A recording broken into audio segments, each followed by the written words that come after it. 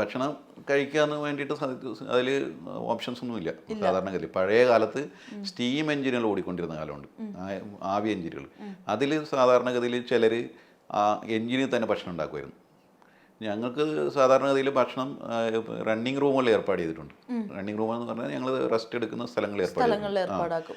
അല്ലെങ്കിൽ നമ്മൾ അവിടുന്ന് പോകുന്ന സമയത്ത് പാഴ്സൽ മേടിച്ചുകൊണ്ട് പോകണമെന്നൊക്കെയാണ് നിയമം.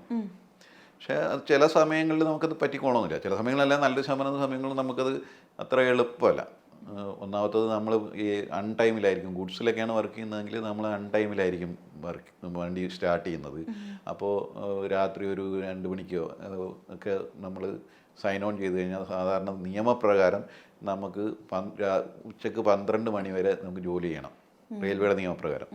രാത്രി 2 മണിക്ക് കയറുന്ന ഒരാൾ അപ്പോൾ രാവിലെ തന്നെ ആസ്ഥ എവിടുന്നും നമുക്ക് കിട്ടാൻ സാധ്യതയില്ല. ഈ വണ്ടി കൊണ്ട് നിർത്തിയിടുന്നത് ഏതെങ്കിലുമൊക്കെ റിമോട്ടായിട്ടുള്ള സ്റ്റേഷനിലായിരിക്കും. അവിടെ നിന്നും കടകളോ അല്ലെങ്കിൽ ഹോട്ടലുകളോ ഉണ്ടാവണമെന്നില്ല. സാധാരണഗതിയിൽ ഭക്ഷണം പലപ്പോഴും പലരും മിസ് ചെയ്യാറുണ്ട്. പിന്നെ അടുത്ത ഏതെങ്കിലും ഇതിലെത്തുമ്പോൾ നമ്മൾ റെസ്റ്റ് റൂമിലെത്തുമ്പോഴോ അല്ലെങ്കിൽ നമുക്ക് ഡ്യൂട്ടി കഴിഞ്ഞിട്ട് വീട്ടിൽ പോയിട്ടൊക്കെയാണ് കഴിക്കാറ്. അപ്പോൾ ഭക്ഷണം കഴിക്കാനുള്ള ഒരു ഓപ്ഷൻ എഞ്ചിനിലില്ല. ഈ ഭക്ഷണത്തിനെ കുറിച്ച് പറയുമ്പോൾ അതുപോലെ തന്നെ ഇമ്പോർട്ടൻ്റ് ആണല്ലോ ഈ ചില സ്ഥലങ്ങളിലൊക്കെ പോകുമ്പോഴത്തേക്ക് വെള്ളത്തിൻ്റെയൊക്കെ കേസാണെങ്കിലും വെള്ളത്തിന് തീരെ വരണ്ട സ്ഥലങ്ങളിലൂടെ വരെ നിങ്ങൾ യാത്ര ചെയ്യേണ്ട അവസ്ഥ വരത്തില്ലേ? എല്ലാം മാനേജ് ചെയ്യാൻ അതും ബുദ്ധിമുട്ടായിട്ടുള്ളൊരു സാഹചര്യമായിരിക്കുമല്ലോ. അതെ, അതുകൊണ്ട് ഒന്ന് ഏറ്റവും പ്രധാനപ്പെട്ട കാര്യം എന്ന് പറയും, ഞാൻ നേരത്തെ പറഞ്ഞല്ലോ, പിന്നെ ഈ നമ്മൾ ഒരു സ്പെല്ലിൽ നമുക്ക് 8 മണിക്കൂർ 10 മണിക്കൂർ വരെ ജോലി ചെയ്യേണ്ടി വരും. ഇപ്പോൾ ഒരു പ്രാവശ്യം ഞാൻ അസിസ്റ്റൻറ്റ് ലോക്കോ പൈലറ്റ് ആയിരുന്ന സമയത്ത് ഇതേപോലെ വെള്ളം നമ്മൾ വരുന്ന റണ്ണിങ് റൂമിൽ നിന്നോ അല്ലെങ്കിൽ വീട്ടിൽ നിന്ന് വരുമ്പോൾ കൊണ്ടുവരുന്ന ഒരു കുപ്പി വെള്ളം അല്ലെങ്കിൽ 2 കുപ്പി വെള്ളമാണ് ഉണ്ടാവുക. അപ്പോൾ അതിൽ ഒരു കുപ്പി വെള്ളം അതിൻ്റെ കയ്യിലുണ്ടായിരുന്നു. ഞങ്ങളുടെ ഹെഡ് ക്വാർട്ടറിലേക്ക് കയറാൻ വേണ്ടിയിട്ട് ഉള്ള സിഗ്നൽ എത്തി. അപ്പോൾ ഇനി 2-3 സിഗ്നൽ കൂടെ ഉള്ളൂ, അത് കഴിഞ്ഞാൽ പിന്നെ എത്തുമല്ലോ. അപ്പോൾ ഞാൻ എന്ത് ചെയ്തു, ഞാൻ ആ വെള്ളം മറിച്ച് കളഞ്ഞു. അപ്പോൾ അപ്പുറത്തിരുന്ന അന്നത്തെ ലോക്കോ പൈലറ്റ് വളരെ ഭയങ്കരമായിട്ട് റൈസായി, ഭയങ്കര ചൂടായി. എന്നിട്ട് എന്നെ ഒരുപാട് വഴക്ക് പറഞ്ഞു. എന്തുകൊണ്ട് നീ അത് ആ വെള്ളം പുറത്തേക്ക് ഒഴിച്ച് കളഞ്ഞു എന്ന് ചോദിച്ചു എന്നോട്. ഞാൻ പറഞ്ഞത് എത്താറായല്ലോ. അയാൾ പറഞ്ഞു ഇനിയിപ്പോൾ അടുത്ത ഹോം സിഗ്നൽ വരും, ആ ഹോം സിഗ്നലിൽ നിർത്തിയിടുന്നു, ഒരു 2 മണിക്കൂർ നിർത്തിയിടും. എന്തെങ്കിലും കാരണവശാൽ വണ്ടി അവർക്ക് എടുക്കാനുള്ള അസൗകര്യമുണ്ട്. ആ 2 മണിക്കൂർ നിർത്തിയിടുമ്പോൾ നീ എങ്ങനെ നിനക്ക് ദാഹിച്ച വെള്ളം കിട്ടും? അതുകൊണ്ട് ഒരു കാരണവശാലും അങ്ങനെ ചെയ്യാൻ പാടില്ല. അപ്പോൾ അതുപോലെ ഭക്ഷണത്തിൻ്റെ കാര്യത്തിൽ ഞങ്ങൾ ആദ്യം തന്നെ ഇപ്പോൾ കയറുന്ന കൂടെയുള്ള ലോക്കോ പൈലറ്റ്, പുതിയതായിട്ട് വരുന്ന ലോക്കോ പൈലറ്റിനോടൊക്കെ കൊടുക്കുന്ന ഉപദേശം എന്ന് പറയുന്നത്, ആദ്യത്തെ ചാൻസിൽ നമുക്ക് എത്ര ഇഷ്ടമില്ലാത്ത ഫുഡാണെങ്കിലും അത് വാങ്ങിച്ച് കയ്യിൽ പൊതിഞ്ഞ് വെച്ചിരിക്കണം. വേണമെങ്കിൽ കഴിച്ചാൽ മതി അപ്പോൾ, അല്ലെങ്കിൽ വേറെ നല്ല ഭക്ഷണം കിട്ടുമ്പോൾ നിങ്ങൾക്ക് വേണമെങ്കിൽ അത് ഉപേക്ഷിക്കുക, അത് വേറെ ആർക്കെങ്കിലും കൊടുക്കുകയോ ചെയ്യാം. പക്ഷേ കിട്ടുന്ന ആദ്യത്തെ ചാൻസിൽ ഭക്ഷണം വാങ്ങിച്ച് വെക്കണം. കാരണം നമ്മളിപ്പോൾ ഒരു സ്റ്റേഷനിൽ അടുത്ത സ്റ്റേഷൻ കാർവാർ സ്റ്റേഷൻ എത്തുമ്പോൾ ഫുഡ് കിട്ടും എന്ന് വിചാരിച്ച് നമ്മൾ ഇരുന്ന് കഴിഞ്ഞാൽ ചിലപ്പോൾ നമ്മുടെ പ്രോഗ്രാം അതിന് മുമ്പത്തെ സ്റ്റേഷനിൽ വെച്ചിട്ട് അവസാനിപ്പിച്ചിട്ട് എൻജിൻ കട്ട് ചെയ്ത് വേറെ ഏതെങ്കിലും സ്ഥലത്തേക്ക് പോകാൻ പറയും. അപ്പോൾ നമുക്ക് ഭക്ഷണം കിട്ടില്ല. മനസ്സിലായി. അപ്പോൾ അതുപോലുള്ള വിഷയങ്ങൾ വരും.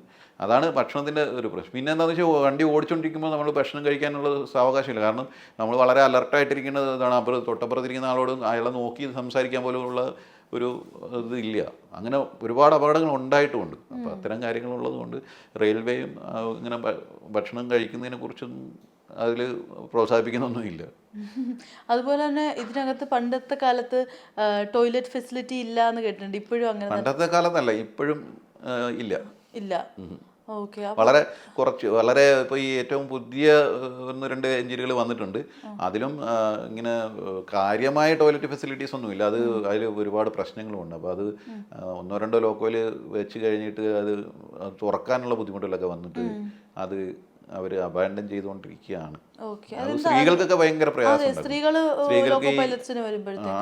സ്ത്രീകൾക്ക് അത് ഭയങ്കര പ്രശ്നം ഉണ്ടാക്കുന്ന കേസാണ്. കാരണം നമ്മളൊരു വനിതാ ലോക്കോ പൈലറ്റ് ഉണ്ട്, എൻ്റെ കൂടെ പഠിച്ചാണ്. അപ്പോൾ പുള്ളിക്കാരി ഒരു തമിഴ് മാസികയ്ക്ക് ഇൻ്റർവ്യൂ കൊടുത്തപ്പോൾ അവർ പറഞ്ഞിരുന്നു ഈ കാര്യത്തെക്കുറിച്ച്. അതായത് അവർക്ക് ഈ പീരിയഡ്സിൻ്റെ പ്രോബ്ലംസ് വരുമ്പോഴും അല്ലാതെ ഇപ്പോൾ ആണുങ്ങൾക്കാണെങ്കിൽ സാധാരണഗതിയിൽ ഇപ്പോൾ ഏതെങ്കിലും കുറച്ചൊരു മറ കിട്ടിക്കഴിഞ്ഞാൽ എന്തെങ്കിലും മൂത്രമൊഴിക്കോ അങ്ങനെയുള്ള കാര്യങ്ങൾക്കൊക്കെ ചെയ്യാൻ പറ്റും. പക്ഷേ സ്ത്രീകൾക്കത് പറ്റില്ലല്ലോ. അപ്പോൾ അതിനൊരു സൗകര്യമുണ്ട്. പക്ഷേ ആ സൗകര്യം ഉണ്ടാക്കുന്നതിന് നമുക്ക് തന്നെ കുറച്ചൊരു ഇതുമുണ്ട്. കാരണം ഇതെല്ലാവരും നീറ്റായിട്ട് മെയിൻറ്റെയിൻ ചെയ്തോണമെന്നില്ല. മനസ്സിലായി. അപ്പോൾ അത് കൂടുതൽ ബുദ്ധിമുട്ടുണ്ടാകും. പിന്നെ ഇതേപോലെ ഈ തുറക്കാൻ പറ്റാതെ വരുന്ന പിന്നെ എന്താണെന്ന് വെച്ച് കഴിഞ്ഞാൽ ഇപ്പോൾ അപകടങ്ങൾക്ക് കാരണമാണ് ആവാനും സാധ്യതയുണ്ട്. ഇപ്പോൾ ഒരാൾക്ക് അത്യാവശ്യമായിട്ട് ഇത് ടോയ്ലറ്റിൽ പോകേണ്ടി വരുമ്പോഴാണ് എന്തെങ്കിലും ഇത് വണ്ടിയുടെ മുന്നിൽ വാറ വീഴുക അല്ലെങ്കിൽ മറ്റ് സിഗ്നലിന് എന്തെങ്കിലും ഇത് വരികയൊക്കെ ചെയ്തു കഴിഞ്ഞാൽ എന്ത് ചെയ്യും? അപ്പോൾ അതുകൊണ്ടാണ് റെയിൽവേ അതിന് പ്രോത്സാഹിപ്പിക്കാത്തത്. ഈ ടോയ്ലറ്റ് ഫെസിലിറ്റി ഇല്ലാത്തത് കൊണ്ട് തന്നെ പെട്ടുപോയ അവസ്ഥകൾ ഉണ്ടായിട്ടുണ്ടോ? ഉണ്ട്. റെയിൽവേ ഞാനിതിന് മുമ്പ് ഒരു ഇൻ്റർവ്യൂവിൽ പറഞ്ഞിട്ടുള്ളതാണ്. അത് എന്താണെന്ന് വെച്ച് കഴിഞ്ഞാൽ ഞാൻ മാത്രമല്ല പലരും ഇതേപോലെ അനുഭവത്തിൽ ഇതേപോലെ പെട്ടുപോയിട്ടുണ്ട്. അത് ഞങ്ങളുടെ ഒരു ഇത് റണ്ണിങ് റൂമിൽ നിന്ന് ഭക്ഷണം കഴിച്ചു. അന്ന് എന്തോ റണ്ണിങ് റൂമിലെ ഭക്ഷണത്തിൻ്റെയോ വേറെ എന്തെങ്കിലും കാരണങ്ങളാണെന്ന് എനിക്കറിയാം. എനിക്ക് വയറ് നാശമായി മൊത്തത്തിൽ. അപ്പോൾ അന്ന് കഷ്ടകാലത്ത് ഗുഡ്സ് ട്രെയിനാണ്. ഗുഡ്സ് ട്രെയിൻ അല്ലെങ്കിൽ മറ്റൊരു ട്രെയിനുകളിൽ പുറകിൽ പോയിട്ട് കോച്ചുകളിൽ എവിടെയെങ്കിലും നിർത്തിയിടുമ്പോൾ കോച്ചുകളിൽ പോയിട്ട് നമുക്ക് ഈ പ്രശ്നം പരിഹരിക്കാം, ടോയ്ലറ്റിൽ പോകാം. പക്ഷേ ഇത് ഗുഡ്സ് ട്രെയിനാണ്. ഗുഡ്സ് ട്രെയിനായിട്ട് അത് രാത്രി ഏതാണ്ട് ഒരു 12-1 മണിക്കാണ് ഞാൻ സ്റ്റാർട്ട് ചെയ്യുന്നത്. അതിനുശേഷം ഒരു 1.5 മണിക്കൂറോളം വണ്ടി എവിടെ നിർത്തിയില്ല. വണ്ടി ത്രൂ പോയിക്കൊണ്ടേയിരിക്കുകയാണ്. അപ്പോൾ ത്രൂ പോകുന്ന വണ്ടി നമുക്ക് നിർത്താനും ഇത്തരം ആവശ്യങ്ങൾക്ക് വേണ്ടി നിർത്താം. റെയിൽവേ അതിന് ഇതൊന്നും ചോദിക്കൊന്നുമില്ല, പണിഷ്മെൻറ്റ് അങ്ങനെയുള്ളൊന്നുമില്ല. എങ്കിലും നമ്മൾ മടിക്കും. കാരണം അത് ഈ വണ്ടി ഇൻ്റർചേഞ്ചിങ് എന്ന് പറയും. അതായത് ഒരു റെയിൽവേ നിന്ന് അടുത്ത റെയിൽവേയിലേക്ക് കൈമാറുന്ന ഒരു രീതിയുണ്ട്. ഇപ്പോൾ സദേൺ റെയിൽവേ നിന്ന് നോർത്തേൺ റെയിൽവേയിൽ അല്ലെ സൗത്ത് വെസ്റ്റേൺ റെയിൽവേയിലേക്ക് കൈമാറുക.